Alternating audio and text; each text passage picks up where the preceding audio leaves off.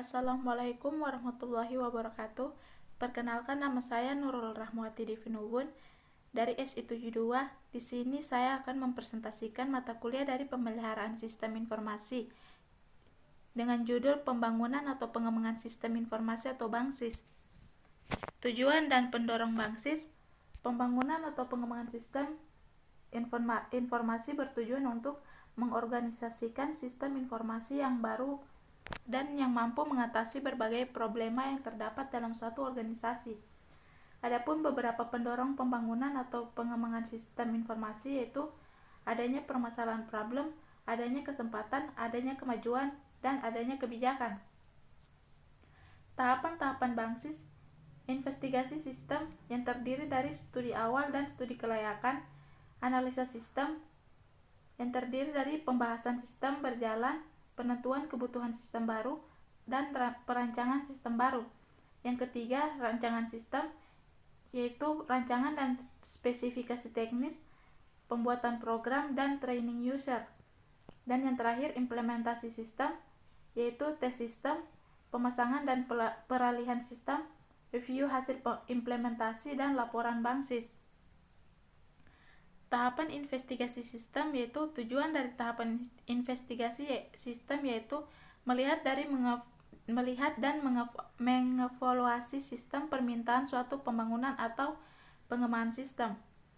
Informasi, yaitu kegiatan yang dilakukan pada setiap investigasi, studi awal atau initial investigation. Dan yang kedua, studi kelayakan, feasibility study. Kesimpulan dari tahap investigasi adalah: yang pertama, melanjutkan usaha BANGSIS ke tahap berikutnya dari daur hidup sistem. Yang kedua, menyempurnakan sistem yang sedang berjalan melalui suatu proyek pembangunan sistem informasi. Yang ketiga, menghasilkan suatu rekomendasi yaitu apakah sistem tersebut bisa dibangun dan diimplementasikan, keuntungan-keuntungan apa saja yang diperoleh, perkiraan biaya apa saja yang akan dikeluarkan. Studi awal atau initial investigation. Tujuan dari investigasi awal untuk menentukan apakah permintaan BANGSIS itu benar dan mungkin dapat dikerjakan. Yang kedua, kegiatan dari studi awal yaitu mendefinisikan masalah, penjelasan prosedur sistem yang berjalan, membuat alternatif pemecahan masalah, mengklasifikasikan permintaan BANGSIS, mengevaluasi sistem berjalan.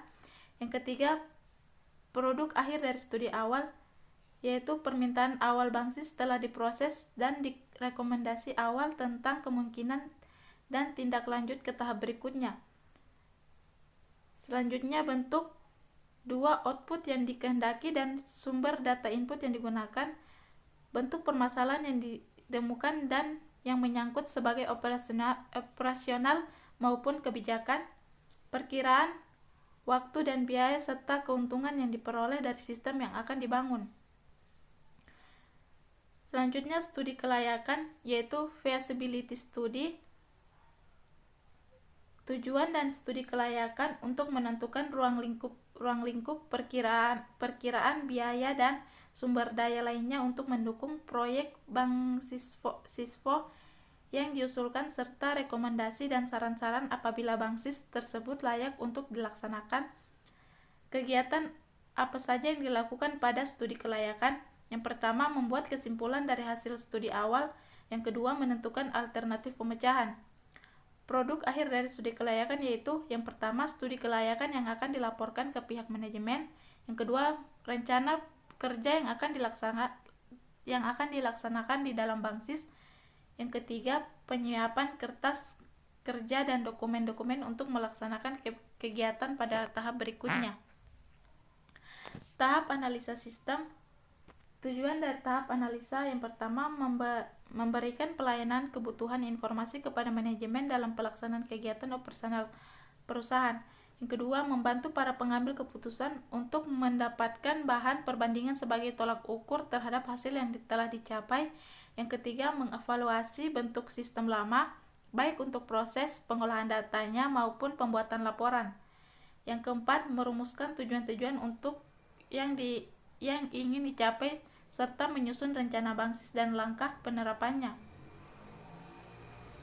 Kegiatan yang dilakukan pada tahap analisa: yang pertama, pembahasan sistem yang berjalan; yang kedua, penentuan kebutuhan sistem baru; yang ketiga, kesimpulan dari tahap analisa, yaitu suatu laporan yang dapat menggambarkan dari sistem yang telah dipelajari dan permasalahannya serta rencana sistem baru yang akan dibuat atau dikembangkan.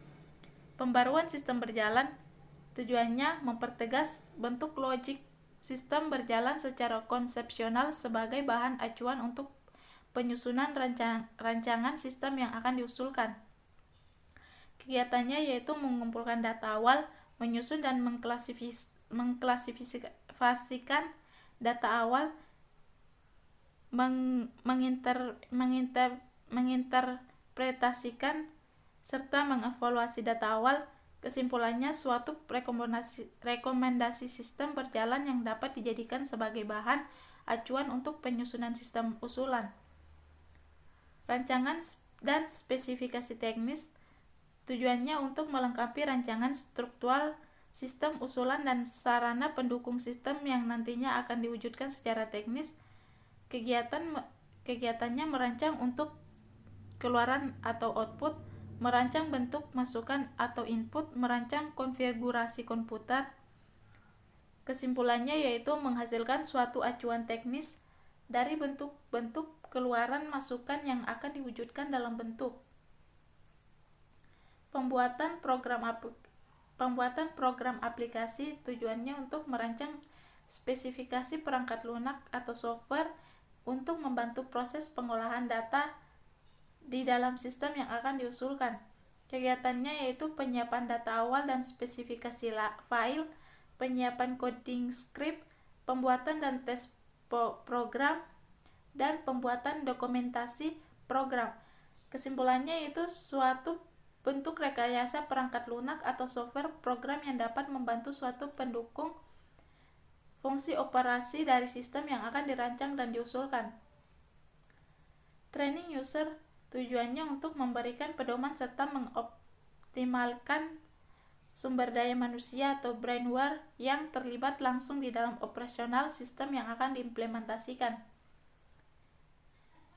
Kegiatan penyiapan materi training tentang sistem usulan baru, melaksanakan penyuluhan sistem secara teoritis, membuat buku petunjuk pengoperasian sistem.